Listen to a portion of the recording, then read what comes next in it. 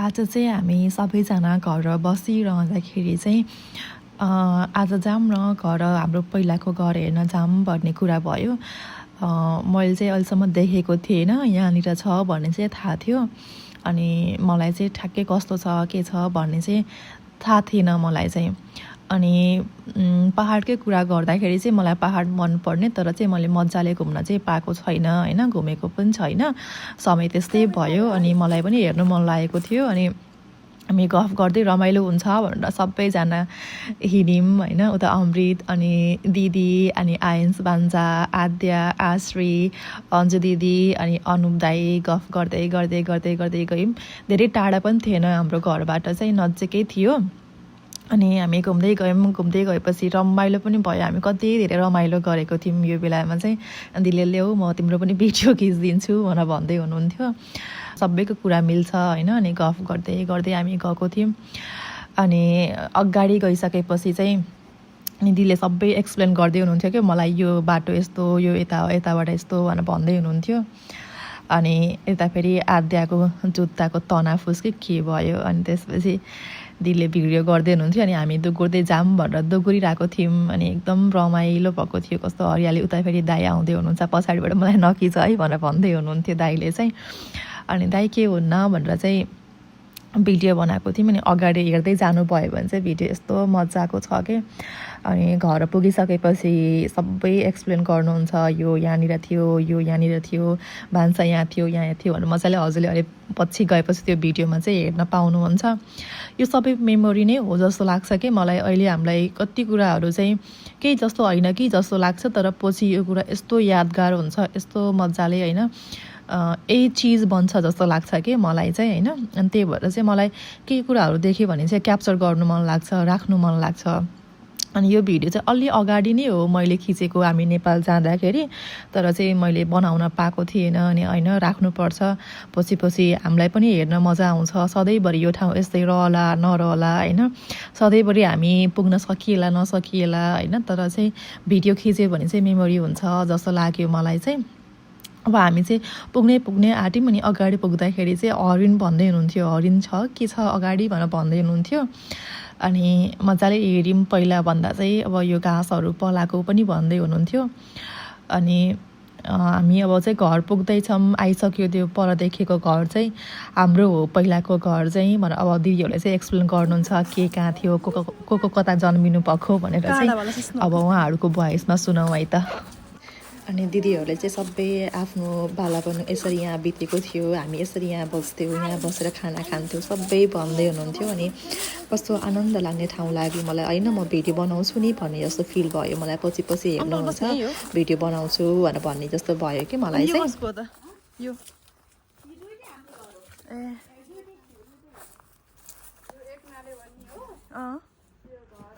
हाम्रो बाबा मम्मीको कोठा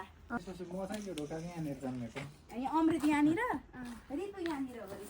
रितु यहाँ अब टुरको यहाँ आउँथ्यो होइन, यहाँनिर घाँस काटेर ल्याएर गर्दा होइन ठुलोमा होइन को घाँस काटेर ल्याउँदा जन्म त यहाँ हो। घाँस काटेर ल्याउँदै अमृत ऊ त्यही बलेनीमा ढोकाबाट हाम्रो मम्मी बाबाको अमृत दलान हाम्रो दलान हो होइन। यो बैठक बुवामा सुत्ने रुम हाम्रो हजुरबाको बैठक कोठा हुन्थ्यो त्यहाँभित्र। यहाँ सोनलाई कोठा भन्थ्यो यसलाई। यत्रो उ थियो त्यहाँ भन्दा स्पेस यहाँ राम्रो रहेछ नि हाम्रो। यो हाम्रो फुलपाटो होइन, फुलपाटो यो भन्दा तल नयाँ बाटो कहाँ नयाँ बाटो त्यो पनि हाम्रो बारी। हाम्रो बारी यो के कफी हो यो? भित्र हेर्न ए कफी पाकेर ल कफी हो न। माइजू जुत्ता लाएर आम। यो हाम्रो ऊ हो, यहाँ लाइट छैन, यहाँ ऐना थियो उसकै चुलो, यहीँ सबजना हामी पुरै फ्यामिली पकाएर खाने होइन। अनि त्यहाँ दाउरा राख्ने ठाउँ। म जन्मेको यहाँ हो फेरि चुलोमा। चुलोमा अँधेरो रहेछ नि बत्ती छ। अनि मम्मी सुत्दै हुँदा ऊ त्यहाँ सुत्नुहुन्थ्यो त्यहाँनिर। त्यहाँ उस मही पार्ने ठाउँ, पूजा गर्ने ठाउँ त्यहीँनिरै थियो।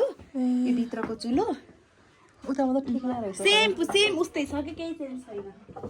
कस्तो राम्रो हो न बरु यहाँ सबजना यहाँ बसेर खान्थ्यौँ यहाँ हामी खेल्ने डाँडी थियो यहाँ पलेटो थियो यहीँ छ भाँडामा होस् पलेटो पानी राख्ने ठाउँ त्यहाँ उता ठुलो दुई मुखी चुलो थियो त्यो त्यही अझै पनि छ उहाँ एउटा अर्को ऊ थियो चुलो यहाँ ठुला ओछ्यान थियो अनि यहाँ के भन्छ डाँडी के त्यो हुन्छ नि बच्चा सुताउने थियो हामी त्यही बसेर ड्याङ ड्याङ खुट्टाल ठोकेर यहाँ खेल्थ्यौँ भित्तामा खुट्टाल ठोक्दै खेल्थ्यौँ यहाँ पकाउनु थियो हजुरआमाले होइन सबजना बस्नु कति रमाइलो हुन्छ कुना मही पार्ने अनि पूजा गर्ने ठाउँ त्यहाँ थियो अहिले खासै के अस्ति आएको मलाई कस्तो भएको कस्तो राम्रो हो नि तर उताको घर पनि यहाँबाट निस्किने अनि माथि फेरि आँटियो यहाँ बन्द गरे अब माथि जाम अब मूल ढोका भयो क्या यता 10 मिनट ढोका भनेको थियो यो हाम्रो भरे माथि त हल्लेन माथि जाम यो चाहिँ हाम्रो अङ्कलको कोठाइ हो फुपूहरूको रुम यो होइन यहाँ त झिलिमिली रहेछ के लेखेको पर्सु शरद हजुर हाम्रो हजुरको हजुरआमा सुत्ने रुम ए हामी हाम्रो हजुर उता खाट थियो यहाँ खाट थियो यहाँ यो हाम्रो बैठक रुम ठिक रहेछ नि अन्त